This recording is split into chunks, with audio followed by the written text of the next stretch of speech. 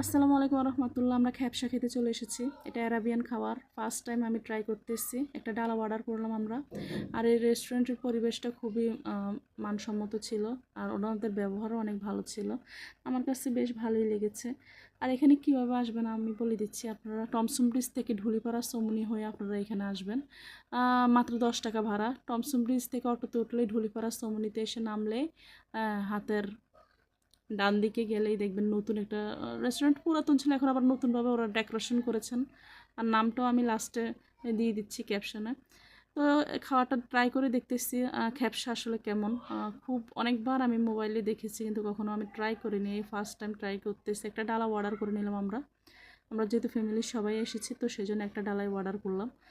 তো খাওয়ার রিভিউ দিয়ে দিচ্ছি আপনাদেরকে কেমন। বিসমিল্লাহির রহমানির রহিম। আলহামদুলিল্লাহ, খাওয়ার মান অনেক মজা। তো আপনারা যারা বিদেশে আছেন তারা তো ট্রাই করেছেন, আর আমি তো আমার জন্য ফার্স্ট টাইম। আর এখানে আসতে হলে আপনাদের এই যে মেনশন করে দিচ্ছে আরাবিয়া খ্যাপশা আল ফাহাম রেস্টুরেন্ট।